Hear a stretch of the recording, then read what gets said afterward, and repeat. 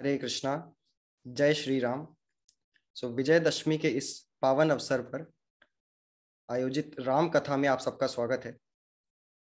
तो एक रिसर्च के according more than 78% of the people don't know the teachings, the values behind a festival. They celebrate a festival just as a social event.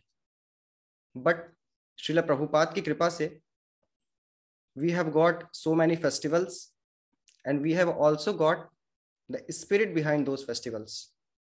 So कल दशहरा है and Ram कथा सुनने का बहुत अच्छा अवसर हमें प्राप्त हुआ है। तो पहले राम कथा का या भगवान श्री राम का महिमा मंडन किए बिना, उनको महिमा मंडित किए बिना राम कथा प्रारंभ करना अच्छा नहीं होगा। तो पहले हम भगवान राम का और राम कथा को इंट्रोड्यूस करते हैं। रामाय रामभद्राय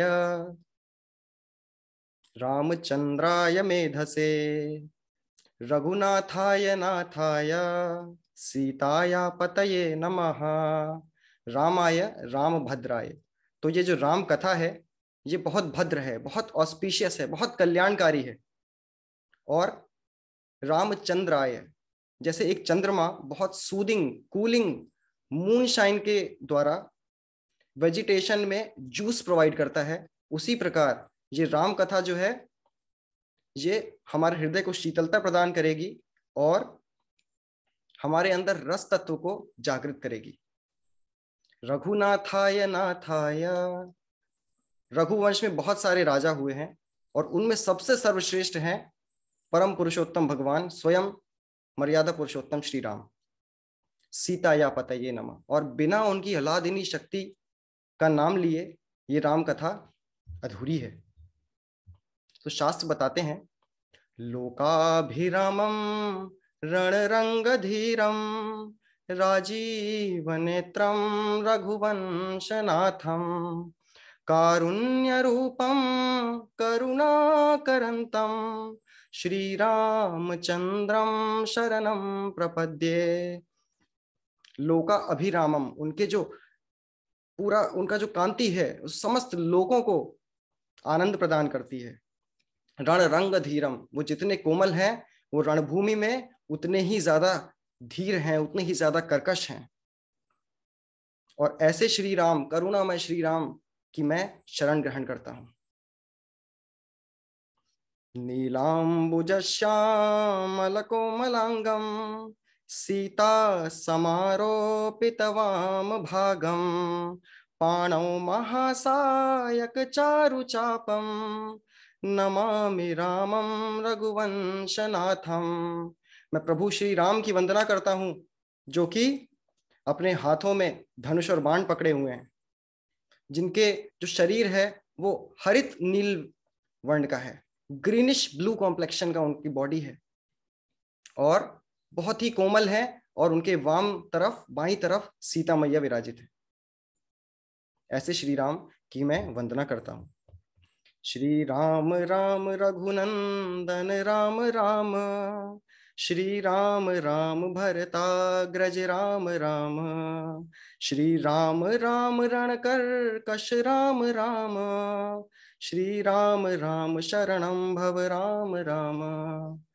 सो भगवान शिव श्री राम को ऐसे ग्लोरीफाई करते हैं कि श्री राम राम रघुनंदन राम राम। जस्ट राम का नाम सुनते ही हृदय में कितना आनंद आ जाता है, आप सब महसूस कर पा रहे होंगे। और श्रीला प्रभुपाद ने एक श्लोक को बारंबार कोट किया है चैतन्य चरितामृत की मध्य लीला में 9वें अध्याय का 29वां श्लोक है, जिसको प्रभुपाद बहुत बार कोट करते हैं। राम भगवान का नाम लेते ही हमारे चित्त में ये श्लोक को नृत्य करना चाहिए। क्या है वो श्लोक? रमन्ते योगिनो अनन्ते सत्यानंदे चिदात्मनि इति राम पदे नासौ परब्रह्म अभिधीयते। तो रमन्ते योगिनो अनन्ते, जो योगी हैं, जो इस दुनिया के सारे मटेरियल प्लेजर्स को छोड़ चुके हैं, उनके लिए दुनिया में कोई और अटैचमेंट बाकी नहीं रह गया है। उनके लिए एकमात्र अटैचमेंट है जिसमें वो रमण करते हैं, जिसमें वो विहार करते हैं, जिसमें उनकी कॉन्शियसनेस बहुत प्रफुल्लित होती है। वो कौन है? वो श्री राम है। पर ब्रह्म अभिधीयते, वो पर ब्रह्म है, वो समस्त ब्रह्मांड के स्वामी हैं। ऐसे भगवान राम की मैं वंदना करता हूं। और श्रीमद् भागवत के 9वें स्कंद में 10वें 11वें अध्याय में रामचरित्र का वर्णन है। तो उस रामचरित्र की स्टार्टिंग करते हुए सुखदेव गोस्वामी महाराज परीक्षित को बोलते हैं कि तुमने राम जी के विषय में बहुत ऑलरेडी सुन रखा है। तस्य अनुचरितम राजन, तस्य राम जी के बारे में ऑलरेडी तुमने बहुत कुछ सुन रखा है, बारंबार सुन रखा है। ऋषि भी, तत्वदर्शी भी, ऋषियों द्वारा, तत्वदर्शियों द्वारा। तो इससे हमें पता लगता है कि हमें भगवान राम के विषय में किससे सुनना है? ऋषियों से सुनना है, तत्वदर्शियों से सुना है। और श्रुतम ही वर्णितम भूरी त्वया सीतापते मुहु, बारंबार तुमने सुन रखा है। तो हमारे भारत में बहुत पहले से कल्चर रहा है कि जब गांव में या फिर छोटे कस्बों में बिजली नहीं आती थी तो ऐसा नहीं होता था कि हम अपना मोबाइल पहले से चार्ज करके रख लें और उस समय हम चलाएं। उस समय सब लोग आंगन में बैठ के, मोहल्ले के सब लोग एकत्रित होकर राम कथा की चर्चा करते थे। तो सबको राम कथा पता है, बारंबार लोगों ने सुन रखी है। लेकिन आज एक ऐसा समय आ गया है जब हम राम कथा नहीं डिस्कस कर रहे हैं। इसीलिए ये कल्याणकारी माहौल जो है वो धीरे धीरे डाउनफॉल हो गया है उसका। इसीलिए हम इसको पुनः जागृत करना चाहते हैं राम चेतना के द्वारा। और जब भगवान कृष्ण, जो कि परम पुरुषोत्तम, लीला पुरुषोत्तम भगवान है, जब वो द्वारका में थे तो वे अपनी द्वारका में सभा के बीच अक्सर राम कथा सुनते रहते थे। भगवान कृष्ण, जो भगवान राम स्वयं हैं, वो खुद कथा सुन रहे हैं। जैसे श्रील प्रभुपाद अपनी द्वारा लिखी हुई पुस्तकें बारंबार स्वयं पढ़ रहे हैं, क्योंकि उनको पूरा भरोसा है कि जो उन्होंने नहीं लिखी हैं, ये कृष्णा के डिक्टेशन पे लिखी गई पुस्तकें हैं। उसी तरह भगवान श्री राम स्वयं राम कथा सुनते हैं द्वारिका में जब कृष्ण के रूप में आते हैं वो। और पहले जो हमारा कल्चर था, हम डेली राम कथा सुनते थे। हम लोगों के नाम भी, अपने बच्चों के नाम भी राम के नाम पे रखते थे। किसी का नाम राम कुमार, किसी का नाम कृष्ण प्रसाद, हनुमान प्रसाद, ऐसे नाम रखते थे। इनफैक्ट साउथ इंडिया में तो सब एक साथ रख देते थे, राम कृष्ण, है ना, वेंकटेश, श्रीनिवास, रामकृष्ण, बालसुब्रमण्यम, जस्सी। एक बार में उन्होंने सारे कृष्ण के नाम इतने ले दिए हैं कि बारंबार वो नाम पुकारने से उनकी जिह्वा पवित्र हो जाएगी, उनका हृदय पवित्र हो जाएगा। और ऐसा ही नहीं कि ये राम कथा हमारे भारत के या अयोध्या के आसपास ही तक सीमित है, ऐसा नहीं है। तो कुछ हम मॉडर्न रेफरेंसेस देख लेते हैं रामायण के। तो थाईलैंड इज ए कंट्री जहां पे इसे राम कियन नाम से बोलते हैं। There they have the same storyline of Ramayan but they have with the name of Ram Kiyan। and आपको बहुत अमेजमेंट होगा जान के कि ओवर 400 years, 400 साल से भी अधिक से वहां की जो राजधानी थी उसका नाम अयुत्थया था। अयुत्थया, जो कि अयोध्या से आया है। उनके 9 से भी ज्यादा राजा, उनके नाम राम थे थाईलैंड में। राम 1, राम 2, राम 3, राम 4। इनफैक्ट आप थाई बॉक्सिंग में भी जाएंगे तो थाई बॉक्सिंग में आज भी ऐसे टर्म्स हैं, Hanuman kick, Hanuman hold, Angad flight, Jassi. ये थाई बॉक्सिंग में ऐसे टर्म्स आज भी यूज किए जाते हैं। कुछ दशक पहले भारत से एक संत इथियोपिया गए थे। इथियोपिया इज ए कंट्री जहां पे उन्होंने इथियोपिया के राजा को एक रामायण गिफ्ट की, because this is the best gift that one can give and it is the best gift that one can receive. तो जब उन्होंने ये गिफ्ट प्राप्त किया तो उन्होंने कहा कि हमें पता है रामायण, वी नो, क्योंकि हम we are Cushites. So then that saint searched again in the Vedic literatures what is Cushites. So after Ramchandra abandoned his kingdom, उन्होंने अपनी किंगडम को, पूरी अर्थ को 2 भाग में डिवाइड किया। एक लव को दी, एक कुश को दी। जो कुश को दिए वो कुशाइट्स कहलाए, वो उस जगह के लोग। तो इथियोपिया उसमें आता है। उसके बाद हम बात करें मॉरिशियस की, तो जब मारीच को भगवान ने बिना फर का बाण मारा था तो वो 7 योजन दूर गिरा था, यानी 800 माइल्स दूर गिरा था जाके आइलैंड पे। और मारीच के जो डिसेंडेंट्स हुए थे, they were called the Marichus, and from that Mauritius the name has come. यहां तक भी नहीं, इसके आगे सुनिए। In the central and southern America there is a culture called Mayan culture. So that Mayan culture has come from Mayasur. Mayasur Ravana के ससुर थे। Just see. यहां तक भी सीमित नहीं है हमारा डिस्क्रिप्शन। बाली में, बाली आइलैंड्स आपने नाम सुना होगा, बाली में भी एक गार्डन है जहां पे बहुत बढ़िया चित्रण किया गया है, जहां पे कुंभकर्ण बने हुए हैं और बहुत सारे बंदर उनके ऊपर चढ़े हुए हैं और वो उसको शूइंग अवे द मंकीज। उसके बाद एक बहुत बड़ा विग्रह है जिसमें राम जी धनुष चला रहे हैं और सामने डियर है, उसको मार रहे हैं। एंड आपको पता ही होगा वहां का जो मोस्ट फेमस बीच है, दैट इज पांडव बीच। सो उसके बाद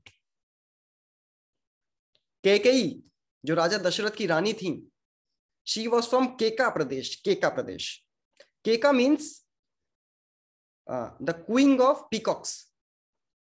एंड अगर आप रशिया की हिस्ट्री पढ़ेंगे तो you will come to know that Keka Pradesh is Russia. So at that time, lakhs of years ago, Maharaj Dashrath had a Russian wife. Welcome to this world. This is the world of Shri Ram. तो अभी हम राम कथा सुनेंगे। तो राम कथा को किस mood में सुनना है? मेरी कोई क्वालिफिकेशन नहीं है राम कथा बोलने की, क्योंकि राम कथा जो है अमृत का अपार सिंधु है। और आप लोगों ने, आप सब मेरे से वरिष्ठ हैं, स्पिरिचुअली भी, मटीरियली भी। आपने बारंबार इसका अनुभव किया है, बारंबार राम कथा का पठन किया है, अध्ययन किया है, श्रवण किया है। हो सकता है आपको मेरे से ज्यादा पता हो सकता है मेरे से कुछ गलतियां हो।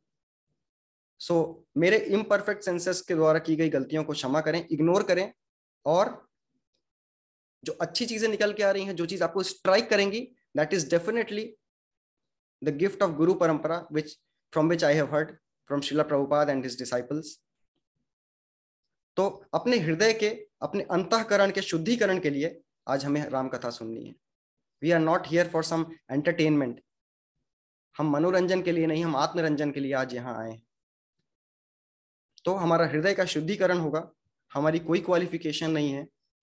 तो श्रीला प्रभुपाद प्रे करते हैं, अखिल जगत गुरु वचन से अमार, अलंकृत कोरी बारो क्षमता तुम्हारा।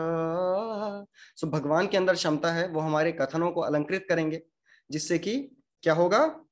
तब कथा होले मोरा, कथा शुद्ध हो बे, शुनिया शबारा शोका दुख जे घुची बे। अगर भगवान हमारे शब्दों को अलंकृत करेंगे तो क्या होगा? ये कथा सुन के हमारे अंदर का शोक, संताप सब मिट जाएगा। तो ये कथा है जो कि ऋषि वाल्मीकि ने लिखी है। वाल्मीकि के विषय में एक बहुत सुंदर श्लोक आता है, पूजंतम राम रामेति मधुरम मधुराक्षरम, आरुह्य कविता शाखाम वंदे वाल्मीकि कोकिलम। वाल्मीकि जो है वो एक कोकिला के समान है, जो कि बहुत ही मधुर रामायण गा रहे हैं। और रामायण ना केवल कोकिला या फिर कोयल की आवाज की तरह मधुर है, मगर इसमें लाइफ को चेंज करने वाले लाइफ लेसन्स और टीचिंग्स जो है, उसकी किससे कंपैरिजन किया गया है? एक शेर की दहाड़ से। जब एक शेर एक केव, एक गुफा के अंदर तेज से दहाड़ता है तो सारे छोटे मोटे जानवर भाग जाते हैं, उसी प्रकार जब राम नाम की, राम कथा की गर्जना होगी, तो हमारे हृदय के अंदर छुपे हुए काम, क्रोध, लोभ, मोह, मद, मात्सर्य सब हमारे हृदय को छोड़ के भाग जाएंगे और वहां पे केवल सीता, राम, लक्ष्मण, हनुमान विहार करेंगे।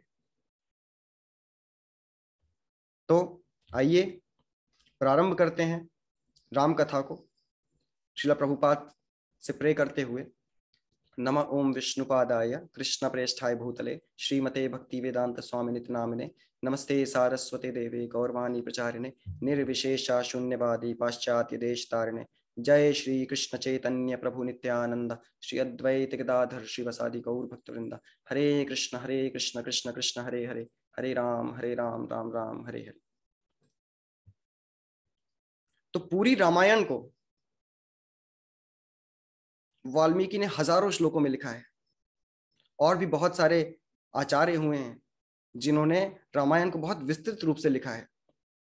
स्कंद पुराण, कूर्म पुराण, श्रीमद् भागवतम में भी इसके बारे में बहुत डिटेल में वर्णन है। तो 2 दिवसीय राम कथा में तो संभव नहीं है, क्योंकि शिव जी ने भी जब पार्वती जी को ये सुनाई थी कथा, तो वो 100 कोटि श्लोकों में सुनाई थी, 100 करोड़ श्लोकास में सुनाई थी। तो 100 करोड़ श्लोकास तो हम 2 दिन में नहीं कवर कर सकते। तो शिव जी का आशीर्वाद लेते हुए, हनुमान जी का आशीर्वाद लेते हुए, ये जो शिव जी जो कि इटर्नल रिसाइटर हैं राम कथा के, और हनुमान जी जो कि अभी हमारे साथ बैठ के इस कथा का आस्वादन कर रहे हैं, जहां कहीं भी राम कथा है वहां हनुमान है। सो हनुमान जी जो कि इस कथा का आस्वादन कर रहे हैं, इनका आशीर्वाद लेते हुए हम एक श्लोकी रामायण समझने का प्रयास करेंगे। एक श्लोकी रामायण। आदौ राम तपोवनादिगमनम्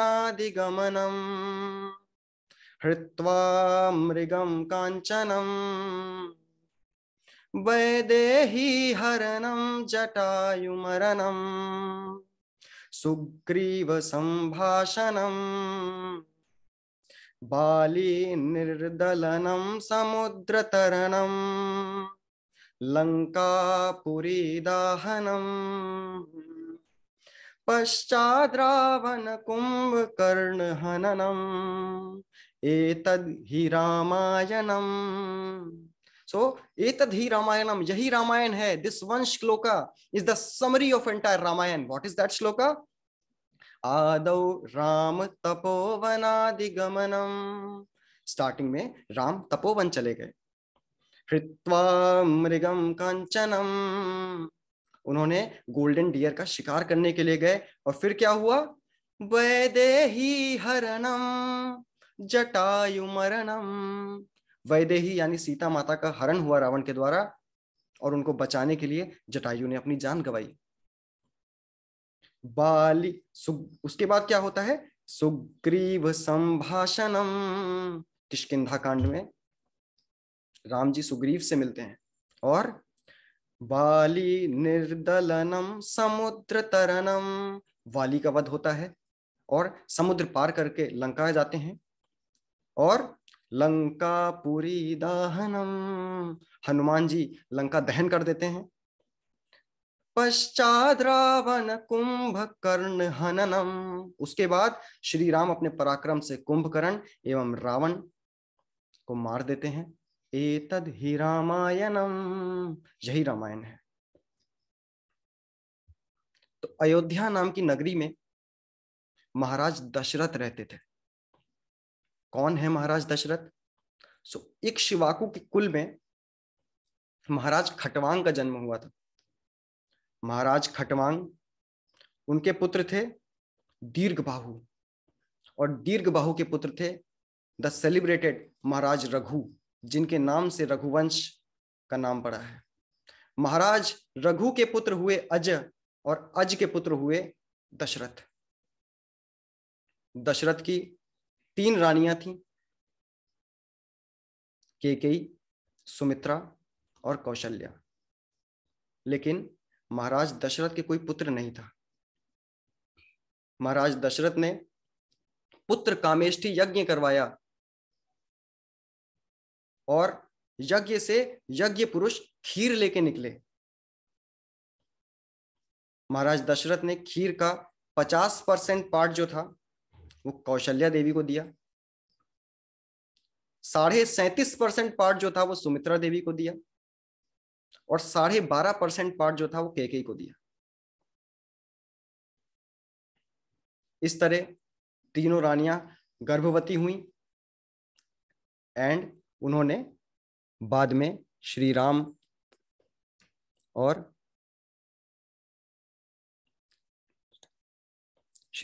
लक्ष्मण भरत और शत्रुघ्न को जन्म दिया।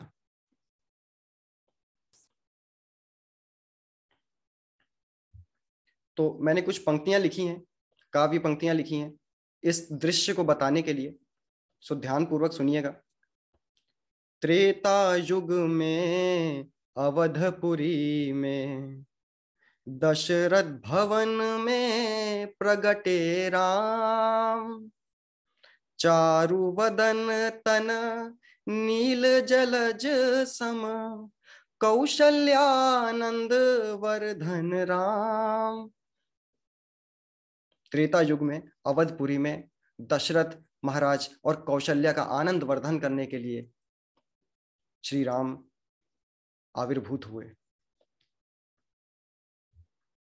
राम की बाल्य लीलाओं से उनके माता पिता तृप्त ही नहीं हो रहे हैं, उनको आनंद बढ़ता ही जा रहा है और कैसे 16 बरस बीत गए पता ही नहीं चला।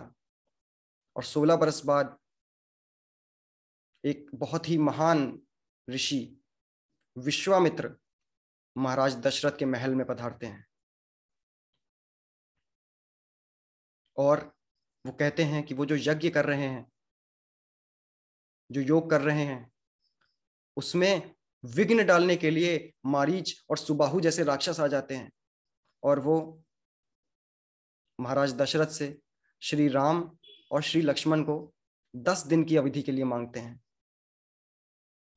ये सुनते ही महाराज दशरथ अपने आसन से गिर जाते हैं, फेंट हो जाते हैं, क्योंकि राम की विरह वो 1 सेकंड के लिए भी बर्दाश्त नहीं कर सकते। युगाजितम निमेषेन चक्षुषा प्राविशायितम शून्यायितम जगत सर्वम गोविंद विरहेण में, भगवान के विरह में 1 सेकंड भी काटना मुश्किल है। ऐसा ही पेन होता है एक भक्त को, ऐसा ही पेन हुआ, ऐसा ही दुख हुआ था गोपियों को, जैसे यहाँ पे विश्वामित्र राम लक्ष्मण को लेने आए थे, वहां पर अक्रूर कृष्ण बलराम को वृंदावन से ले जाने आए थे। ऋषि के बारंबार समझाने पर महाराज दशरथ एग्री कर गए कि ठीक है ले जाइए, क्योंकि वैसे तो विश्वामित्र स्वयं सक्षम हैं सारे राक्षसों को मारने के लिए, लेकिन वो राम का यश और बढ़ाना चाह रहे हैं ताकि आज हम यहां बैठ के राम कथा में राम को ग्लोरीफाई कर सकें।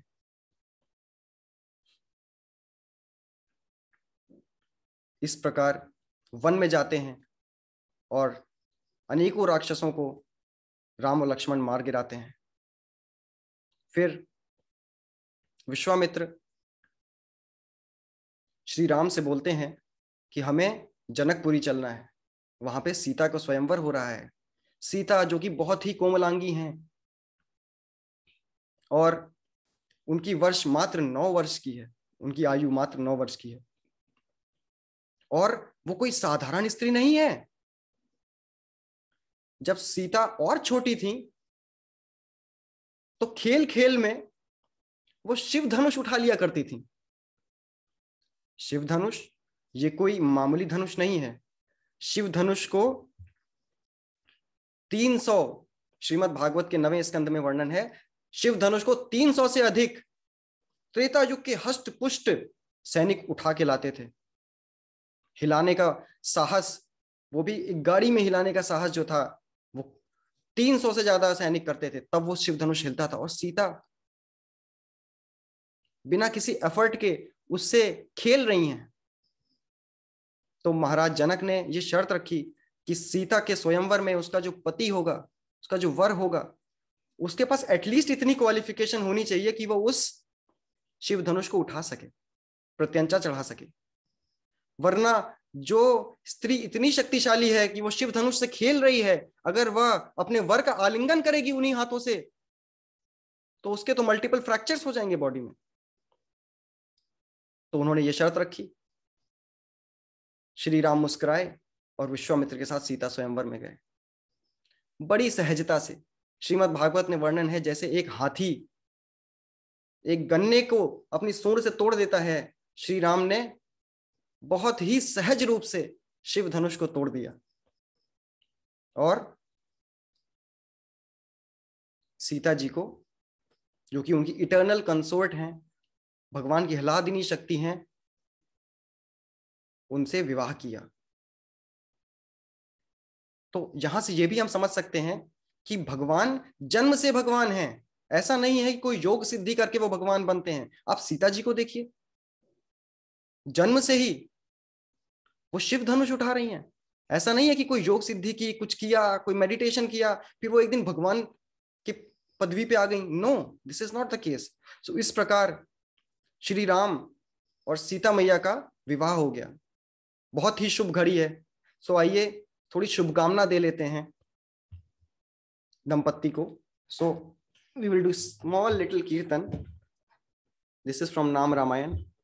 श्रीमद् दशरथ नंदन राम कौशल्या सुखवर्धन राम विदेह मानस रंजक राम त्र्यंबककार मुख भंजक राम भार्गव दर्प विनाशक राम श्रीमद् अयोध्या पालक राम राम राम जय राजा राम राम राम जय सीता राम राम राम जय राजा राम राम राम जय सीता राम। सो इस प्रकार सीता और राम का विवाह हुआ। मगर ये जो आनंद के क्षण थे ये ज्यादा दिन नहीं चले। राम का राज्याभिषेक होने वाला था। एक रात पहले ही महाराज दशरथ को बुरे स्वप्न आने लगे। उन्हें लगा कि कुछ ठीक नहीं होगा, तो उन्होंने अनाउंस किया कि सुबह होते ही राम का राज्याभिषेक कर देंगे। लेकिन जो राम का जो लीला है, रामचरित है, ये इतना सीधा नहीं है। इसमें बहुत ट्विस्ट हैं, बहुत टर्न हैं, बहुत सारे रिवर्सल्स हैं। सो उस समय राम जी की आयु 27 वर्ष की थी और तभी कैकेयी के मायके से आई हुई एक दासी जिसका नाम मंथरा था। तो मंथरा जो थी, एक्चुअल में उसको देवताओं ने भेजा था। वो एक अप्सरा थी।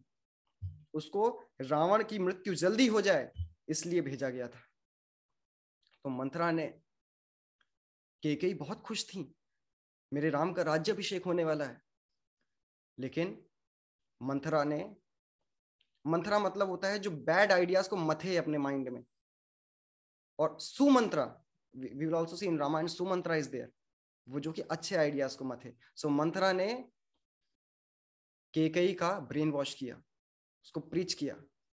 सो बुरे एसोसिएशन के चलते, असत्संग के चलते कैकेयी के मन में भी ये बात आई कि महाराज दशरथ राम का राज्याभिषेक अभी क्यों कर रहे हैं जब मेरा बेटा भरत अपने ननिहाल गया हुआ है। तो कैकेयी ने मंथरा से कहा तो मुझे क्या करना चाहिए। सो हमारे साथ भी ये होता है, जब हम अपने मन की सुनते हैं इस तरह, वो मन जो हमेशा से भौतिकता का आदी रहा है, जब हम उस मन की सुनते हैं तो हमारे साथ भी ऐसा ही होता है, हमारा भी पतन हो जाता है। हम गुरु और वैष्णवों का अनादर करने लगते हैं, हम भगवान के प्रतिद्वंद्वी बनना चाहते हैं। तो इस प्रकार मंथरा ने कैकेयी की बुद्धि हर ली और कैकेयी ने महाराज दशरथ से 2 वरदान मांग लिया। पहला, भरत को राजगद्दी, और दूसरा, राम को 14 वर्ष का वनवास। ये सुनते ही महाराज दशरथ भूमि पे गिर पड़े। फिर वो कभी नाराज हो रहे हैं कैकेयी के ऊपर कि हे निर्लज, तुम ये सोच भी कैसे सकती हो, तुम तो बहुत स्नेह करती हो राम से, भरत से भी ज्यादा स्नेह तुम राम से करती हो। लेकिन कैकेयी की बुद्धि फिर चुकी थी असत्संग के चलते। फिर बारंबार कभी वो विनती कर रहे हैं कैकेयी से, कभी वो गुस्सा कर रहे हैं कैकेयी के ऊपर, कभी वो बेहोश हो जा रहे हैं। लेकिन कैकेयी ने उनकी एक नहीं सुनी। फिर उन्होंने कहा कि मैं वन को चला जाता हूं, फिर भी कैकेयी ने नहीं सुनी। फिर उन्होंने राम को बुलाया। राज्याभिषेक की तैयारियां जोरों शोरों से चल रही थी। गुरु वशिष्ठ हो या फिर सुमंत्र हो या फिर बाकी मंत्रीगण हो, किसी को भनक ना थी। सीता अपने कक्ष में बैठी थी, उनको भी भनक ना थी। प्रभु श्री राम को जब एक मंत्री ने बुलाया तो राम गए और महाराज दशरथ ने रोते हुए पूछा कि राम, मुझे तुमसे कुछ कहना है। बट वो रोए जा रहे हैं, वो बिलख रहे हैं, उनकी बोलने की अवस्था नहीं है। तो राम ने कैकेयी से पूछा, माता पिताश्री क्या चाहते हैं? तो कैकेयी ने कहा, बिना लज्जा के कैकेयी ने कहा कि तुम राम 14 वर्ष के लिए वनवास चले जाओ और मेरे पुत्र भरत को राज सिंहासन मिल जाए। जितना बड़ा पत्थर अभी हमारे कलेजे पे है, ये सुनते वक्त राम के कलेजे पे नहीं था। प्रभु राम निसंकोच, एक तृण मात्र का भी उनके अटैचमेंट नहीं था, और वो उन्होंने कहा ठीक है, जो आज्ञा। और वो रेडी हो गए जाने के लिए इमीडिएटली। जब ये बात सीता को पता लगी तो सीता ने आक्रोश नहीं किया।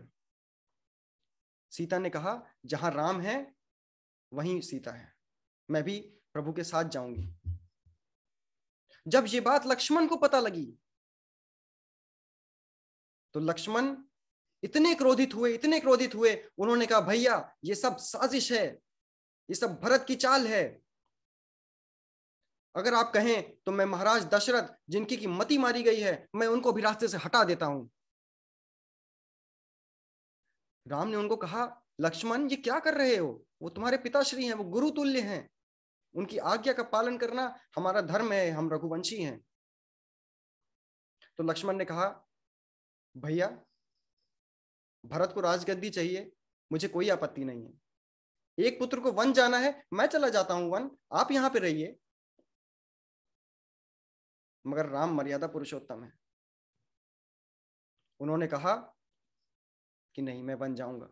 सीता मैया ने कहा, मैं आपके साथ जाऊंगी। लक्ष्मण ने कहा, मैं आपके साथ जाऊंगा। और वहां भरत, जिन्होंने अपनी पूरी जिंदगी,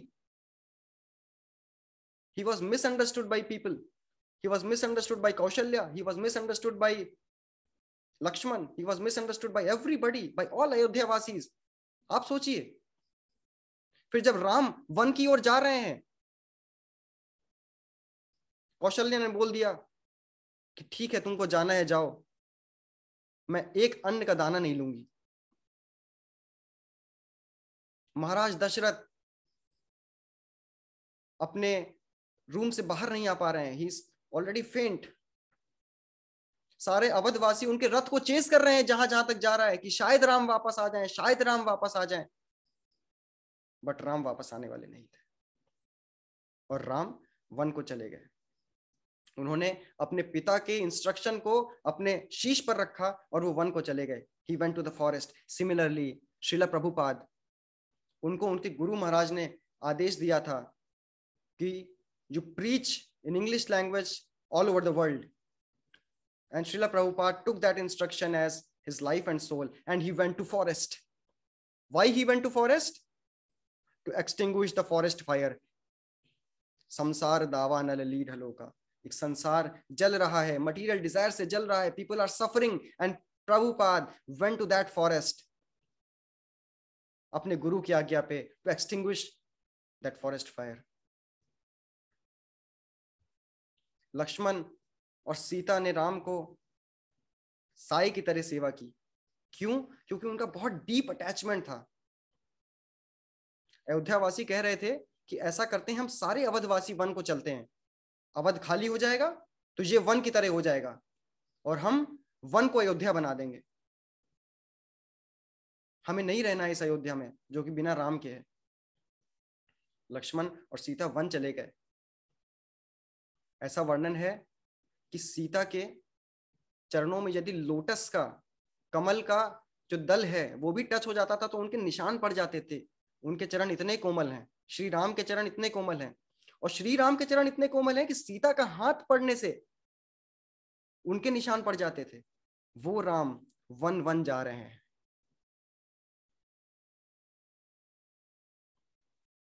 और हम भक्तों को भी ये सीखना चाहिए कि यदि भगवान की सेवा के लिए हमें डिस्कंफर्ट लेना पड़े, जैसा कि लक्ष्मण ने और मैया सीता ने लिया, तो हमें उसके लिए तत्पर रहना है, ना कि लग्जरी में बैठ के राम विहीन जीवन जी के। तो लक्ष्मण वन में राम की बहुत सेवा कर रहे हैं। एक बार गुहा ने, जो कि एक बहुत सुंदर शुद्ध भक्त हैं, उन्होंने राम से कहा कि यहाँ पे आप सो जाइए राम और सीता, जो कि एक कोई मैट्रेस नहीं थी, वो एक कुशा ग्रास का एक शैया थी। तो लक्ष्मण बहुत क्रोधित हो गए और उन्होंने कहा, क्योंकि मैंने ये सुना है कि वो श्री राम जो राजघराने में रहे हैं, उनको ऐसे सोना पड़ेगा, इसलिए मैं प्रण लेता हूं कि जब तक राम का वनवास चलेगा ये लक्ष्मण सोएगा नहीं। हमारे लिए इस राम कथा में जगना इतना मुश्किल है, 1 घंटे की राम कथा में, और लक्ष्मण 14 वर्ष नहीं सोए श्री राम की सेवा में। उसी तरह प्रभुपाद भगवान कृष्ण की सेवा में, अपने गुरु महाराज की सेवा में सोते ही नहीं थे। आचार्य गोस्वामी सोते नहीं थे। They used to continuously serve, continuously serve. तो लक्ष्मण जी जो हैं वो गुरु तत्व हैं। बलराम जी, लक्ष्मण जी, नित्यानंद प्रभु जी गुरु तत्व हैं। लक्ष्मण में और राम में कोई भेद नहीं है। राम सेवा लेने वाले भगवान हैं और लक्ष्मण सेवा करने वाले भगवान हैं। इन दोनों में कोई भेद नहीं है। लक्ष्मणो लक्ष्मी संपन्न। तो लक्ष्मण के पास कौन सी लक्ष्मी है? लक्ष्मण के पास राम प्रेम की लक्ष्मी है। बलराम जी के पास कृष्ण प्रेम की लक्ष्मी है। नित्यानंद प्रभु के पास गौर प्रेम की लक्ष्मी है। इस तरह से लक्ष्मण जो है लक्ष्मी संपन्न है। और ये स्वयं संकर्षण है। प्रभु राम के चरणों को वो कांटों पे पड़ने ही नहीं देते हैं, वो अपने हाथ नीचे लगा देते हैं। सो इस पे कुछ पंक्तियां लिखी थी, वो इस प्रकार हैं। संकर्षण लखन रूप में प्रगटे, अनुज विशेष जग विश्राम। ये वही हैं जो कि अनंत शेष के फॉर्म में पूरे जगत को विश्राम देते हैं, और वही श्री राम के भ्राता के रूप में प्रकट हुए हैं। प्रभु पग धन वन अनुमान न पावे, लक्ष्मण कर पर तत्पर राम। प्रभु के जो पग धन है, राम के जो चरण कमल है, वो धरती का अनुमान भी नहीं पा रहे हैं। क्यों? क्योंकि लक्ष्मण अपने हाथ नीचे लगाए दे रहे हैं। श्री राम 10 से भी अधिक वर्षों तक चित्रकूट में रहे। जैसे कि हमारे वृंदावन में गोवर्धन पर्वत है, वैसे ही चित्रकूट में कामगिरी पर्वत है। और उसके बाद वो दंडकारण्य गए, दंडक वन में। दंडकारण्य में उन्होंने बहुत सारे राक्षसों का विनाश किया। दंडकारण्य में जो वहां पे ऋषिगण थे, जो कंटेम्पलेटिव मेडिटेशन में मग्न थे, उनकी इच्छा हुई कि भगवान हम आपसे माधुर्य रस में एसोसिएट करना चाहते हैं।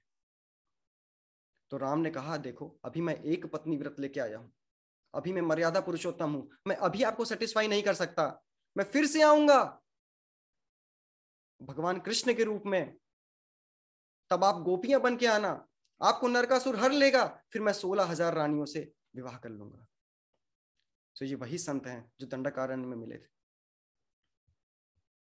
और दंडकारण्य में एक राक्षसी जिसका नाम था शूर्पणखा, वो सीता राम लक्ष्मण की कुटिया में आती है।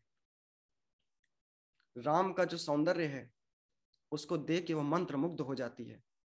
कामुक इच्छाएं उसके हृदय में उफान मार रही होती हैं।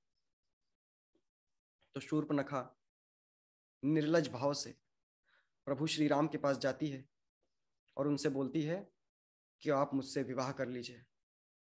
ये स्त्री कुरूपी ही है, सीता मैया को वो बोलती है, उनके प्रति ऑफेंस करती है कि ये कुरूपिणी है, इसके साथ आप मत रहिए, आप मेरे साथ आइए, मैं बहुत पावरफुल हूं। और अपने परिवार का परिचय देते हुए बोलती है, मैं खर दूषण और रावण की बहन हूं, हमारे यहाँ सोने की लंका है, कहाँ आप वन में फिर रहे हैं। तो राम जी मुस्कुराए और उन्होंने कहा, देखो मैं विवाहित हूं, तुम मेरे भाई को प्रपोज कर सकती हो। तो वो लक्ष्मण के पास गई। लक्ष्मण ने भी मुस्कुराते हुए सुना और हास्य परिहास में उससे बोला कि नहीं नहीं नहीं नहीं, मैं तो सेवक हूं, तुम्हें दासी बन के रहना पड़ेगा, मैं तो राम का सेवक हूं, तुम राम को ही प्रपोज करो, है ना, कहाँ सीता के चक्कर में पड़ गए हैं। इस तरह उपहास कर रहे थे लक्ष्मण। फिर से वो राम के पास आती है, राम से बोलती है कि मुझसे विवाह कर लो, तुम कहो तो मैं इस सीता को अभी मार देती हूं। फिर वो सीता जी को हानि पहुंचाने चलती है। इमीडिएटली राम जी लक्ष्मण को आदेश देते हैं, बहुत हुआ मजाक, अब इसका सर्जरी कर दो। तो लक्ष्मण उसकी नाक और उसका कान काट के उसको भगा देते हैं। रोती बिलखती वो अपने बहुत ही पावरफुल भाई खर और दूषण के पास जाती है, जो कि 14,000 सैनिकों वाली सेना लेके आते हैं। भगवान राम लक्ष्मण को बोलते हैं, तुम यही कुटिया में रहो, सीता के साथ रहो, मैं आता हूं अकेले इन सबको मार के। राम जी 2 घंटे से भी कम अवधि में 14,000 राक्षसों को मार के भेज देते हैं। उनमें से एक राक्षस अकंपन नाम का बच जाता है और वो रावण के पास जाता है राम का गुणगान करने। बहुत पावरफुल है, सन्यासी के वेश में है, लेकिन बहुत पावरफुल है, बहुत शक्तिशाली है। राम रावण कहता है, ओके आई सी। फिर वो और बोलता है, उसके साथ एक स्त्री भी है, और वो सीता के सौंदर्य का वर्णन रावण के आगे करता है। और रावण जो कि बहुत ही ज्यादा कामुक व्यक्ति था, उसके दिमाग में ये आइडिया आता है कि क्यों ना, ये एक राक्षसी प्रवृत्ति है, हम दुनिया की किसी भी आकर्षक चीज को देखते हैं तो उसे भोग करना चाहते हैं, उसे अपने लिए यूज करना चाहते हैं। तो रावण ने भी यही किया। रावण सोचा कि शूर्पणखा का बदला भी हो जाएगा साइड में, और मैं सीता को हर लाऊंगा। तो इसके लिए उसने स्ट्रैटेजी बनाई और वो मरीच के पास गए। वही मारीच जिनको कि बिना फर का बाण मारा था तो वो 100 योजन दूर गिरे थे जाके, अभी वो तपस्या कर रहे हैं राम की।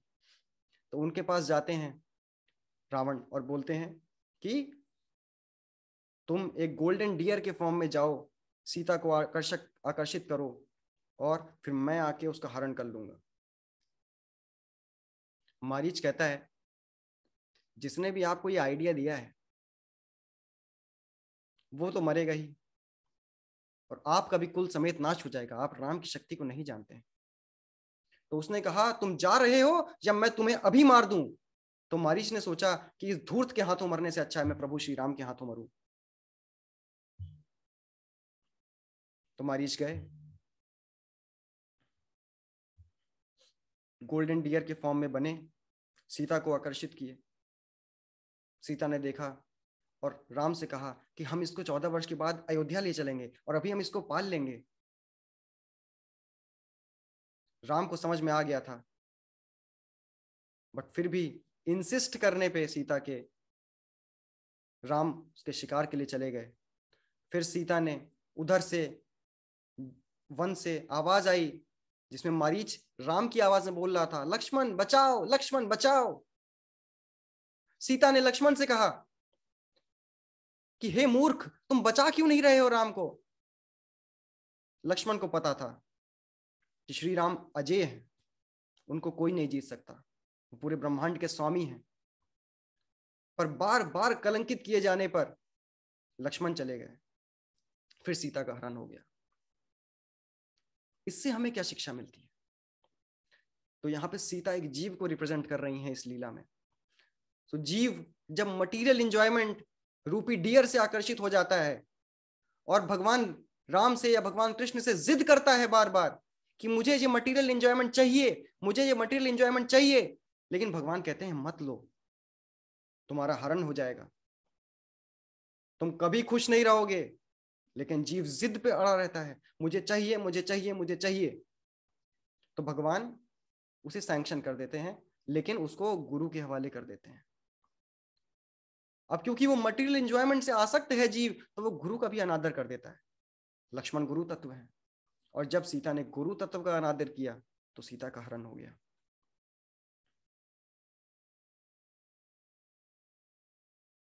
हरण कैसे हुआ?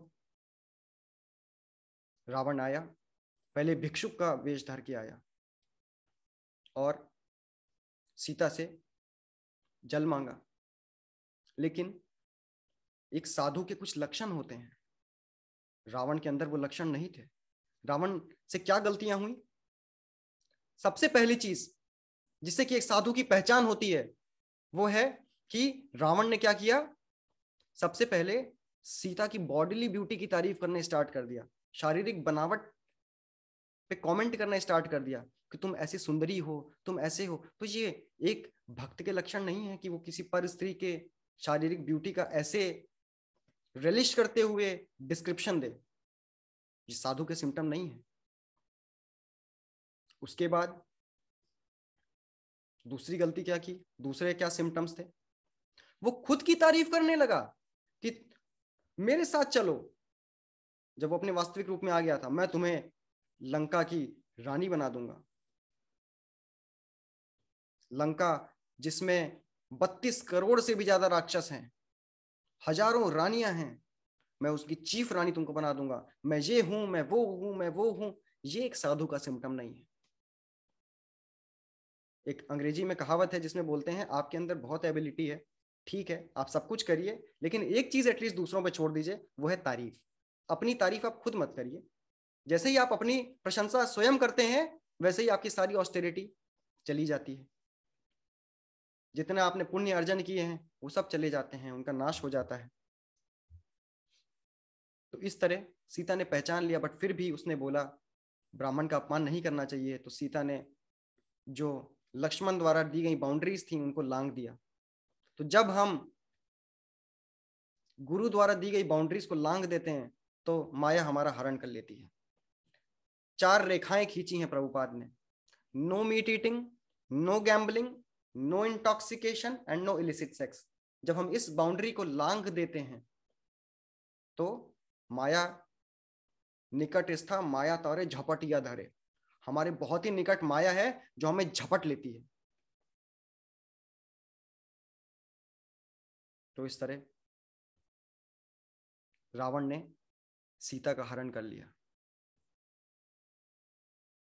और रावण जब हरण कर लिया था तो इमीडिएटली उसके 10 सिर प्रकट हो गए, उसकी 20 भुजाएं प्रकट हो गईं, उसका रथ प्रकट हो गया, उसका सारथी प्रकट हो गया। गोल्ड एंड इफल्जेंट रथ है जिसमें 20, वाल्मीकि रामायण में वर्णन है, उसमें 20 खच्चर उसको ढो रहे हैं, बहुत ही शक्तिशाली खच्चर उसको ढो रहे हैं, और वो उनको लेके जाने लगा। और इधर जब राम को पता लगा कि सीता का हरण हो गया है, तो एक साधारण मनुष्य की भांति लीला करते हुए वो सीता को ढूंढ रहे हैं, वन वन जा जाके पुकार रहे हैं।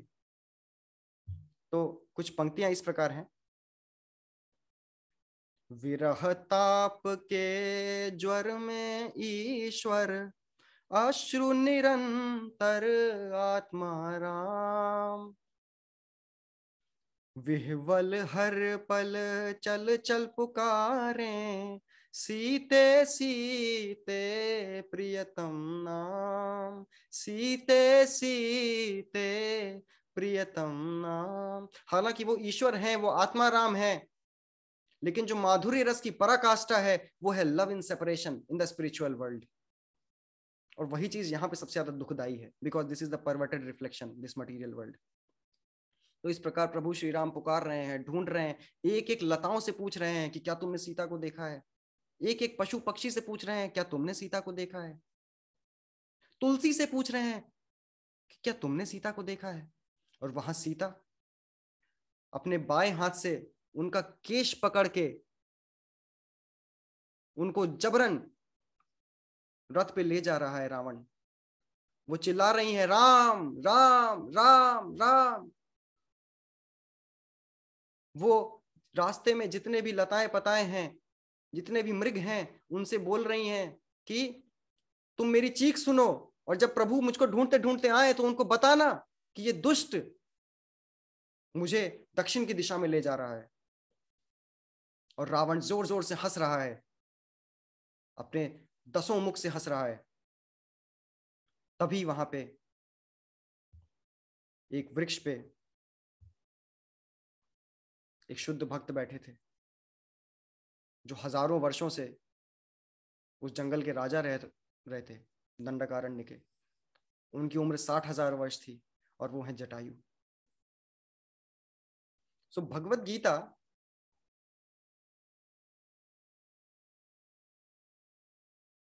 का जो निष्कर्ष है वो है सर्वधर्मान् परित्यज्य, कि मेरी शरण लो, मुझे सरेंडर करो।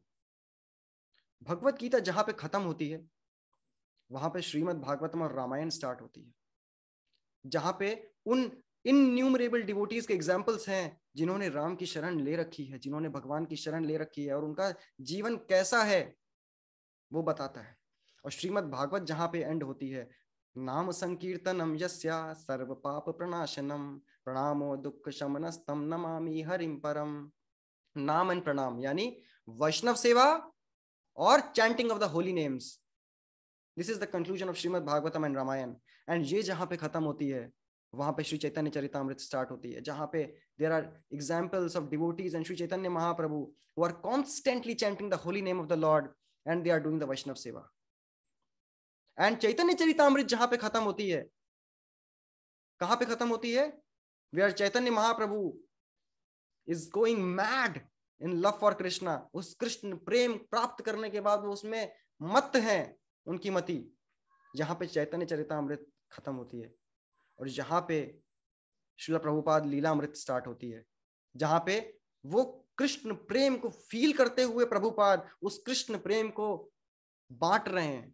पात्र पात्र न देखी स्थान स्थान, यहाँ जा रे जहां पाए तहां कोरे प्रेम दान। पात्र अपात्र नहीं देख रहे हैं और सबको कृष्ण प्रेम बांट रहे हैं। ये है श्रील प्रभुपाद। सो इसी तरह रामायण में असंख्य शुद्ध भक्तों के एग्जाम्पल्स हैं, जैसे कि श्री जटायु। तो जटायु बहुत वृद्ध थे, 60,000 वर्ष के थे, महाराज दशरथ के कंटेम्परेरी थे, उनके मित्र थे, और राम से ऑलरेडी पंचवटी में मिल चुके थे, राम लक्ष्मण सीता से। उनके पास कोई हथियार नहीं थे, वो वृद्ध हो गए थे। वो ऐसे करके पेड़ की शाखा पे बैठे हुए थे, आराम कर रहे थे, थके हुए थे। उनके पास कोई मिस्टिक पावर नहीं थी, कोई मायावी शक्ति भी नहीं थी। उसी बीच वहां से रावण का रथ निकला, चीत्कार कर रही है सीता माता, और रावण जोर जोर से हंस रहा है। जो पक्षी, जो खग उस चीज दृश्य को देख रहे हैं वो रो रहे हैं, वो असमर्थ हैं सीता की रक्षा करने में। और जैसे ही सीता ने जटायु को देखा, सीता मैया उनको पहचान गई और कहती हैं, हे जटायु, कुछ भी करिए, लड़िएगा मत, don't fight Ravana, you will be killed, he is very powerful. वो सीता जो कि शिव धनुष उठाती थी, उन सीता को वो वश में करके ले जा रहा है। उन्होंने कहा, आपकी भलाई इसमें है, आप लड़ाई मत करिएगा, आप बस ये काम करिएगा, इसको चुपचाप विटनेस करिए, और राम जब आए उनको बता दीजिएगा कि ये मुझे दक्षिण की दिशा में ले जा रहा है। और रास्ते में जब रावण ले जा रहा था सीता को, तो सीता जी के जो माला थी उससे कुछ पुष्प गिर रहे हैं, उनके जो वन के पुष्पों से जो अलंकार थे उसके पुष्प गिरते जा रहे हैं। तो सीता जी को पूरा यकीन था कि इन पुष्पों का पीछा करते करते राम अवश्य आएंगे। तो वो जटायु से अनुरोध करती, आप मत लड़िएगा, आप बहुत वृद्ध हैं, आप पिता तुल्य हैं। तो जटायु जो कि इस प्रिंसिपल को बहुत अच्छे से जानते थे कि भगवान की सेवा प्राण, अर्थ, धिया और वाचा 4 तरीके से की जाती है। सबसे पहला, सबसे अधिक अच्छा उत्तम तरीका है कि आप भगवान की सेवा अपने प्राण देके करें। प्राण देने का ये मतलब नहीं है कि जरूरी है जान दे दे। प्राण देने का मतलब है कि अपनी लाइफ डेडिकेट कर दे भगवान की सेवा में, भगवान की कथा में। नहीं कर पा रहे हैं तो एटलीस्ट अर्थ दीजिए, डू सम मॉनिटरी सर्विस। धिया, अपनी इंटेलिजेंस लगाइए कि कैसे प्रचार किया जाए। वाचा नहीं कुछ तो अपने वर्ड्स यूज कीजिए भगवान की सेवा में। तो जटायु ने सोचा कि मैं अपने प्राण लगाऊंगा। This is the highest service to Shri Ram, to be recognised by Shri Ram. Although in his old age he was sitting comfortably and relaxing on the top of the branch of a tree.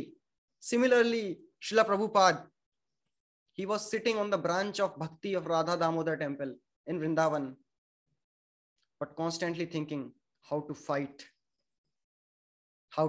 for Sri Krishna, how to fight for my Guru Maharaj. This is the spirit of Sri Jatayu. So Jatayu ने रावण को ललकारा कि मैं तुम्हें अभी इसी वक्त खत्म कर दूंगा, तुम्हें इस कुयोजना में कभी सफल नहीं होने दूंगा। रावण जोर से हंसा। एक तो तुम बूढ़े हो, दूसरे तुम पक्षी हो, तीसरा तुम्हारे अंदर कोई मायावी शक्ति नहीं है, और तुम किसको ललकार रहे हो? तुम्हें पता है मैं रावण हूं। मेरे एक इशारे से देवता कांपते हैं। इंद्र वगैरह मेरे यहां सब्जियां बनाते हैं, किचन में काम करते हैं, और तुम मुझे ललकार रहे हो। जटायु को भी पता था कि वे रावण से नहीं जीत सकते हैं, फिर भी वे लड़े। वो पूरी ऊर्जा के साथ उस वृक्ष से जंप किए और उन्होंने एक बार में रावण के रथ के 20 खच्चरों को मार डाला, सारथी को मार डाला। फिर रावण अपने धनुष से हजार हजार बाण एक बार में खींच रहा है, अनुसंधान कर रहा है उनका, और जटायु के ऊपर फेंक रहा है। और जटायु अपनी विंग्स को जो ऐसे किए एक बार ऐसे फ्लैप कर रहे हैं एंड सारे बाणों को बेकार कर दे रहे हैं। फिर युद्ध करते करते वो रावण के पीछे आए और उन्होंने अपने चोंच से हमला करके उसकी 20 भुजाओं को काट दिया। लेकिन रावण बहुत मायावी था, उसने वो 20 भुजाएं वापस उसकी निकल आई। फिर भी जटायु फाइट कर रहे हैं और अपनी बीक से उसके लंप ऑफ मांस निकाल निकाल के फेंक रहे हैं, बट स्टिल वो वापस आ जा रहे हैं। रावण बहुत मायावी है। इस तरह करते करते करते 1 घंटे तक युद्ध चला। उसके बाद रावण ने अपनी तलवार निकाली और एक बार में जटायु को बीच से काट दिया। जटायु वहीं गिर गए और उन्होंने कहा मैं अपने प्राण तब तक नहीं छोड़ूंगा जब तक प्रभु श्री राम नहीं आते। This is the spirit of Bhishmadev. Bhishma Pitamah भी बाणों की शैया पे लेटे थे और भगवान श्री कृष्ण के आने का इंतजार कर रहे थे। सो उसी तरह जटायु के साथ भी हुआ। सो भक्ति जब हम करते हैं तो हमें बहुत सारी प्रताड़ना सहनी पड़ सकती है, बट एक जो डिवोटी होता है वो इससे अफेक्टेड नहीं होता है।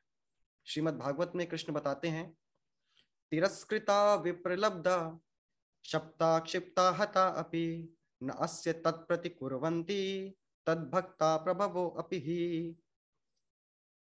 कि एक भक्त को तिरस्कार किया जाता है, उसका विप्रलब्धा, उसको चीट किया जाता है, क्षिप्ता क्षप्ता हता अपि, उसको मार भी दिया जाता है, न अस्य तत्प्रति कुर्वन्ति, he does not retaliate even after that. तो प्रभु राम आए, उन्होंने जटायु के अंतिम संस्कार किए। कभी आपने सुना है भगवान भक्त का अंतिम संस्कार कर रहे हैं? यही हुआ था हरिदास ठाकुर के साथ, यही हुआ था श्रीला प्रभुपाद के साथ। और उन्होंने अपना पिता का दर्जा देते हुए उनके अंतिम संस्कार किए। क्या आपने कभी सुना है कि भगवान किसी पक्षी का अंतिम संस्कार कर रहे हैं? So this is possible only in the eternal transcendental pastimes of Lord. Jesus के साथ क्या हुआ? He was a well-wishing friend of everyone. उनको लोगों ने क्रूसीफाई कर दिया and he was saying कि oh God, please forgive them. They don't know what they are doing. The same spirit devotees carry eternally. From Ramayana in Treta Yuga, the sacrifice of Jatayu, to Bhishma Dev in Dwapar, in Haridas Thakur, Jesus in Kali Yuga, and आज तक, आज planet पे सबसे ज़्यादा devotees Russia में हैं. So Russia में there was one devotee जिनको प्रभुपाद ने preach करने के लिए बोला था. उन्होंने preach करते थे and रशिया में ये सब बैन था. वो पकड़े गए. He was beaten with iron rod. लोहे की रॉड से उनको पीटा गया पुलिस द्वारा. He was beaten black and blue and sent to jail. And in jail also he was preaching. उनको जेल से छोड़ दिया गया. फिर उनको पीटा गया. Again he was sent to jail. And you won't believe he was sent to jail 37 times. And उसके बाद जब उनको पीटा गया, he left his body. He left his body. He sacrificed his body like Jatayu. And then when that devotee died, then it became a revolution in Russia. And thousands of people came to streets protesting the death of this devotee. And then the movement grew. This is what Hare Krishna explosion is. The movement grew in Russia. So आज भी आचार्य परंपरा में प्रभुपाद ने उस चीज को जीवित रखा है, उस स्पिरिट को जीवित रखा है जो कि जटायु दर्शा रहे हैं. प्रभुपाद बहुत comfortably seated, he was seated in the branch of devotion at Radha Damodar temple, but he was constantly meditating. कैसे कैसे कैसे गुरु का आदेश पूरा करना है, कैसे भगवान राम की सेवा करनी है, कैसे घर घर तक राम कथा कृष्ण कथा पहुंचानी है. He was constantly meditating and he went to one of his friend in Agra जिनका नाम था मथुरा प्रसाद अग्रवाल. उनसे मिलने गए तो मथुरा प्रसाद अग्रवाल जी बोलते हैं कि मेरा बेटा है गोपाल अग्रवाल, वो यूएस में रहता है. उसने वहां पे एक फॉरेनर लड़की से शादी कर ली है. And she is all in meat eating and intoxication and gambling. तो मुझे अच्छा नहीं लगता मेरे बेटे की स्थिति देख के. मैं चाहता हूं कि उसे कोई वापस ले आए. And immediately Prabhupada was thinking, this is the opportunity to save all the Gopal Agrawals of this world from all the Sally Agrawals of this world. So he said, अरे मैं जाऊंगा ना, आपके बेटे को ले आऊंगा. He was thinking of saving all the sons of the entire world. And उन्होंने बहुत कैजुअली गोपाल अग्रवाल को बोल दिया कि आप इनके लिए एक परमिट इनविटेशन भेजिए. और सैली अग्रवाल ने उस पर साइन किए और उन्होंने भेजा. और वो लोग बहुत सारे इंडिया के लोगों को भेजते थे और कोई नहीं आता था. But Srila Prabhupada went there. 30 days he went there. And then that was Butler, Pennsylvania, the conservative town. उनको लगा what is this, कैसे पर्सन है ये, धोती पहने हैं. That time in the conservative town of US, शिखा रखे हैं, is bald, और इनका हाथ एक थैली में रहता है और कॉन्स्टेंटली कुछ मरमर करते रहते हैं, Hare Krishna Krishna Krishna Hare Hare, Hare Ram Ram Ram Hare Hare. Who is that person? Prabhupada went there. उन्होंने कहा कि देखिए हमारे बच्चे हैं, हम ये हैं और हमारा घर छोटा है, हमारे पास रहने की जगह नहीं, आप कहाँ एडजस्ट करेंगे. उन्होंने कहा मैं यहाँ पे काउच पे सो जाऊंगा, सोफे पे सो जाऊंगा. बट प्रभुपाद इज सन्यासी फ्रॉम राधा दामोदर टेम्पल. वो सुबह खैर 1 बजे उठने वाले व्यक्ति हैं और वहां पे 4 बज गए और पार्टी बाकी है, कैसे होगा. बट प्रभुपाद ने कभी उनको अनकंफर्टेबल नहीं किया, ना कभी उनको महसूस होने दिया कि वो अनकंफर्टेबल है. उनके फ्रिज में हमेशा मीट रखा रहता था. उसके बीच में प्रभुपाद बोलते हैं मेरी सबसे बड़ी ऑस्टेरिटी थी कि मीट वाले फ्रिज से प्रसाद खाना. And in that way Prabhupada lived there and preached there. He went to the public toilets to bathe so that the whole world can bathe in the nectar of Ram Katha which we are hearing today. This is the sacrifice of Sri Jatayu. This is the sacrifice of all the pure devotees throughout the world. So इसके साथ आज की कथा को हम विराम देंगे. कल की कथा में भी बहुत कुछ बाकी है. अभी हनुमान जी का चरित्र बाकी है, अभी लंकापुरी का दहनम बाकी है, अभी रावण और कुंभकर्ण का मरना बाकी है, अभी भरत मिलाप बाकी है, अभी वापस से राम लक्ष्मण सीता हनुमान का अयोध्या आना बाकी है, अयोध्या में दीपोत्सव बाकी है. तो हमारे साथ आप बने रहिएगा. अभी हम भगवान राम को जो सबसे प्रिय है, कीर्तन करेंगे थोड़ा सा। रघुपति राघव राजा राम, पतित पावन सीताराम। रघुपति राघव राजा राम, पतित पावन सीताराम। सीताराम सीताराम सीताराम जय सीताराम। रघुपति राघव राजा राम, पतित पावन सीताराम। रघुपति राघव राजा राम, पतित पावन सीताराम। सीताराम सीताराम सीताराम जय सीताराम।